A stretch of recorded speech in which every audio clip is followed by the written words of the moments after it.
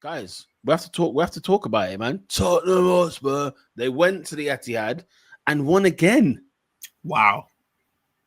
They won again. And let me They tell you did. something. As the gooner of the pod, right? Sensational stuff from Tottenham in that second half, especially. Why second half? Oh, because the first half I thought was quite even. I thought it was kind of even in the first half. City had chances. Yeah, I thought it was quite even. Haaland and Marmoush had chances. Yeah. There was quite a few that I thought, okay, this could go either way. Obviously, when Brennan Johnson again on the score sheet, Ernest. I don't know what it is. Every time I see him score, I'm just like, Ernest. I mean, I don't rate him, but if you do a jammy goal, he will tap it in. And then even forget Brennan Johnson, your boy got 2 Fugazi assists. Who's my boy? The Hill Dicky. Oh, we'll get there. We'll get there. We'll get there, my friend. Don't worry about that. We'll get there. What's I going to say? Can I just... I thought the midfielders in particular, right?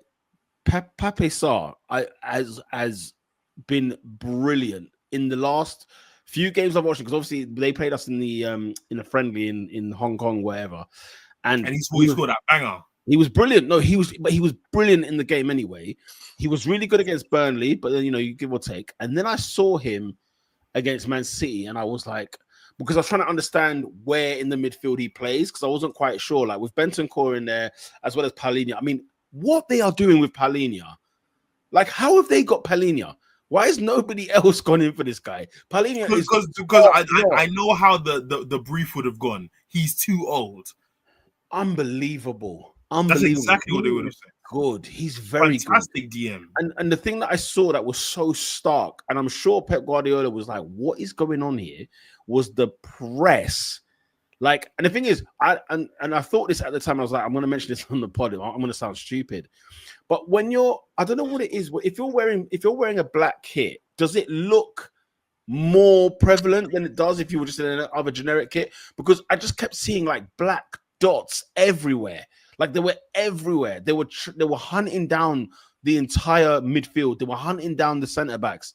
And I was there. Like there was a moment where Rico Lewis was in the inside inverted right back position, and he's standing between 2 Tottenham players, and he's asking like, "What am I doing here? Why am I even standing here?" And he's sort of looking to the manager like, "What am I doing here? Can I move? Can I get away from it?" Meanwhile, your mate Trafford on the ball. And I just thought, I'm waiting for this calamity to happen. It was always going to happen. It should have been sent off. It was a disgrace how he's got away with that one. He absolutely clatters into Mohamed. Tough afternoon for the young listen, there's a reason why Man City are going to buy a goalkeeper. Because you know what, guys? It's not about how you play out from the back. Even if you are Man City, right? The goalkeeper needs to stop goals going in. That's what he needs to do. But the reason why City are going to go for a goalkeeper is because of incompetence and naivety. That's why they're going to go for a goalkeeper. City, I said before Arsenal went on this shopping spree, the top 3 teams are heavily flawed. Liverpool need a centre-back and a DM.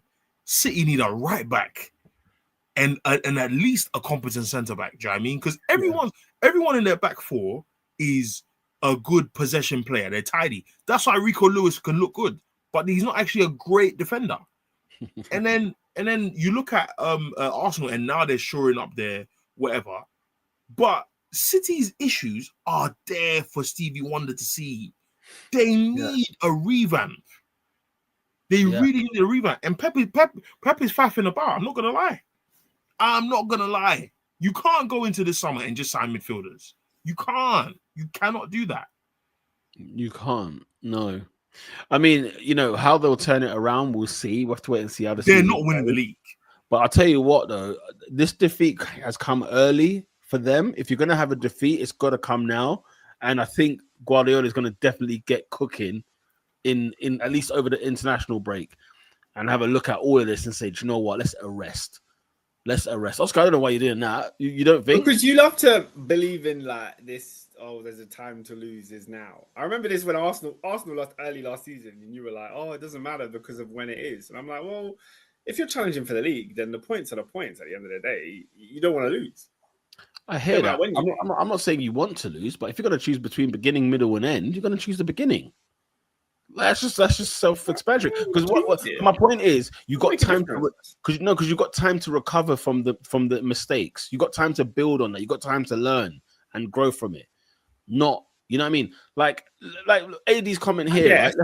AD's comment here. Don't gloss over it. They spent 40 million quid on Trafford, right? That's a mistake. That's a mistake they've made. Yeah. And that's a mistake that they've made in goal. And he's made a mistake in the goal. And he looked a bit jittery against Wolves. Let's not just move away from that. It's just because they battered Wolves. No problem to discuss. But it wasn't a clever transfer. And then they're going to go in again. Well, yeah, I think they've gone too early there. I think if you're going to go and get Trafford, then you stick with Trafford for at least a season. What's the point of buying him if you're just going to replace him after one bad game? But it seems stupid to me. If you're Trafford, where you were playing 100 games a season for Burnley, Newcastle are after you, and then City are after you, and you go to City, that's a question mark I need to raise. What number does Trafford wear on the back of his shirt? Listen, he wears number 1. However, he wears number 1. So what was he supposed to think? But I mean, you're turn down City. First, listen. Here's the real deal. Yeah, like Edison going is the mistake in all of this. When you have the 3 goalkeepers at hand, the best one is Edison for Man City anyway. So you know that's how you know. Yeah, that's how you know. You know, so, well, City will, you know, they will live to fight another day. Foden back in the team, Rodri back in the team. They're gonna grow. So it seemed like a blip for them, but they got to figure out that front three. Somebody in the comments said that City are finished. Is that true? No. Murad said it. They're finished. Ooh. He changed. He said finished, and then he said fallible. So. I don't know. I mean, he could be saying both, no? Yeah, but fallible and finished are 2 different things. If I say City are fallible, sure, most teams are, but finished is a definitive. They're not coming back to their best. No, I'm saying both could be true. I'm saying City actually could be finished. Yeah, I don't think they're finished. Well, okay. So, do you think they're going to win the league this year? The correction fallible. No. Do you think they're going to win the league next year? Potentially. I don't see it. Obviously, we're just doing yeah. We don't speculation. I don't know. We don't know.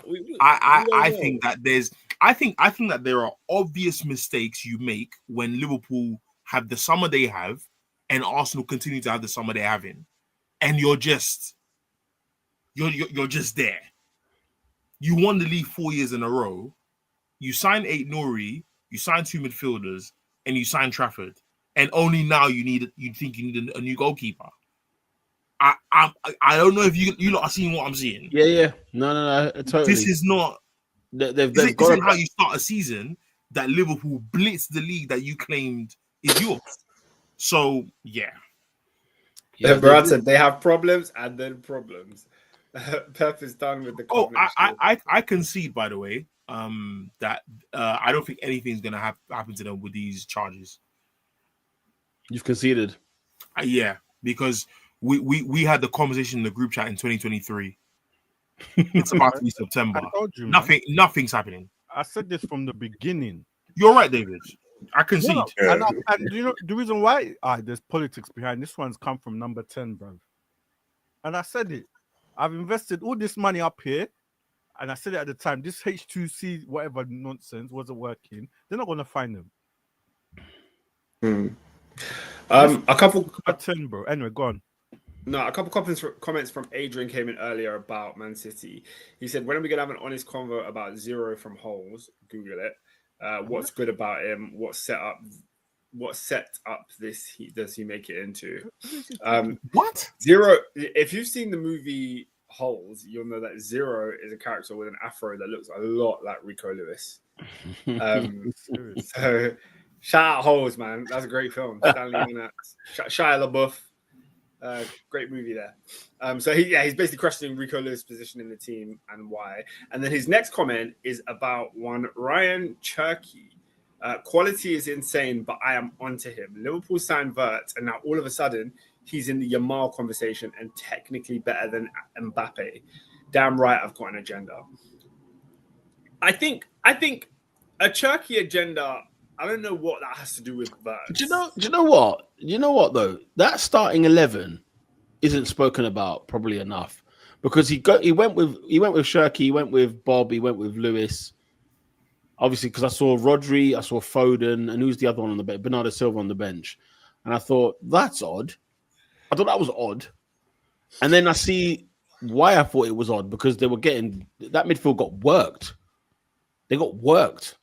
Do you know what I'm saying? And I'm thinking, maybe... Look, City's a very strange... Guardiola's a strange man, though. That's the thing. And there's got to be method to his madness. But yeah, I don't know. And then you got Foden laughing and smiling at 2-0 down. That's not on. Oh, I hate that. Oh, give it a rest, PR. You sound like the Daily Mail. They found a screenshot of him smiling, and they said, "Forget the screenshot. Did you see it on the TV? Did you see it on the TV? What's there to smile about? You're 2-0 down." No, bro. Like, you should not be. Hey, Oscar, Roky's got bare sons, you know. Roy Keane has bred a lot of nonsense. Ernest, if you're the manager on that pitch, right? You're Pep Guardiola. You're 2 down against Tottenham Hotspur. There's not a grin on your face. And if you turn to your bench and see man laughing, I'm sorry, you're not going to be having that. I'll be honest with you. My opinion on players and their posture changed when we lost 4-0 to Chelsea and Zlatan and Hazard were having a laugh. I don't care because these guys don't care. That matters to me. That bothers me. But I don't think it's that they don't care. They don't know. Nah, if I lose 4-0, Oscar, I'm down the tunnel. I've seen maybe some people don't care. But there's different ways of expressing it, innit? Not everybody's going to express it. You're right. There is nuance in behavior. Is that Curtis Jones just dribbling, flipping? Yeah. I don't take. I'm with you, Oscar. I don't take their body language as serious as Peter, but I think at the same time, I think when I see more and more players who are overpaid and overrated, I come to the conclusion that they don't really like football is not that deep to them. Not that they don't get it. I think maybe don't care is the wrong choice of words. I don't think they are as bothered as I am. I'm watching football in a 1-bedroom in Northwest. These guys are gonna go home and the TV's probably on the roof. Do you know what I mean? They left it on from this morning. Yeah, like I don't. Their electric bills are not the same as mine. They're not. So, yeah. I think in the sense of like all of us have our jobs in it, and our jobs give us stress and different things. But there has to be certain times, like on the evenings or on the weekends, where you take your mind away from the job. You're just like, I can't think about work for any longer because it's like. But Peter's point is Shirky smiling while at work. Brother, he's on duty. What are we talking about here? Yeah, but like he's on duty. It was Foden you were talking about, right? Yeah, he sat on the bench on duty. He's so he should frown on the bench. He shouldn't be happy. He shouldn't be happy. He's getting his team's getting packed in 2-0 and he's not starting games. Huh? Player of the year, Phil Foden. Young player of the year, Phil Foden. The what's it? The Paul Gascoigne of Manchester. Hold on. Is that Van Bronckhorst? Yeah, he's the number 2 to Slot. Remember, they were both at Feyenoord. Yeah, both at Feyenoord. Fair enough. Fair enough. In the office, I smile when it's a good day. When I've done my job, when Arsenal have won on the weekend, we can smile. We can smile. When you ain't done this, can't smile. Bro, have you seen? You should see me when we don't win a game, man. There's colleagues that we spend from 9 to 9:30 ranting about the weekend's game. And then we get down to work and it's like, all right, see you later. Catch at lunch. And then we resume what we spoke about at 9:30. Yeah. Same topic. Look at Adrian. Look at Adrian. He's such a fan. That's a Gio replace Heitinga. Oh, you like Gio? Like my nose.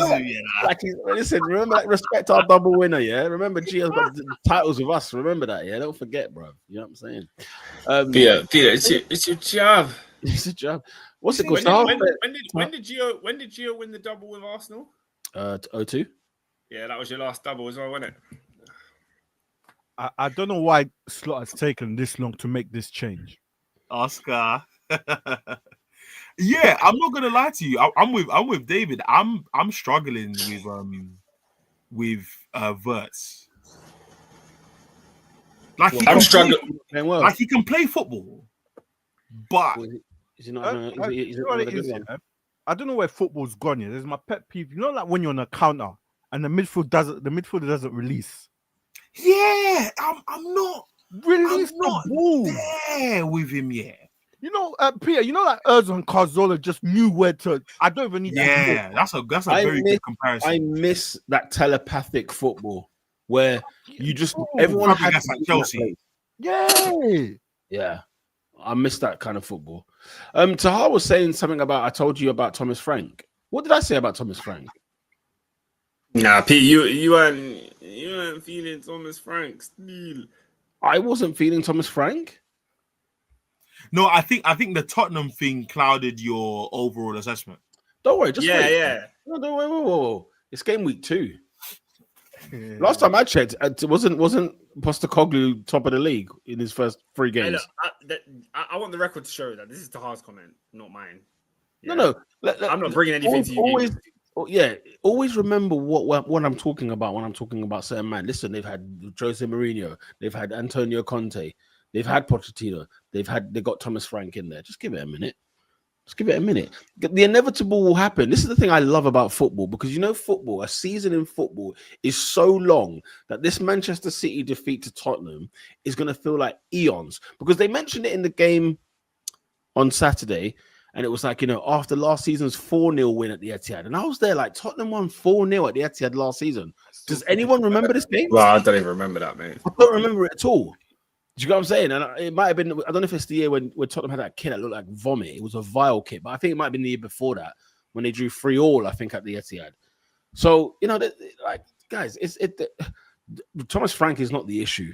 Let's have it right. He is not the issue. I don't think Thomas Frank is a bad manager at all. In fact, I think he's one of the best in the league for what he's done at Brentford. Facts. Tremendous. Right, Pete, let's move it along. We've been on this game a bit.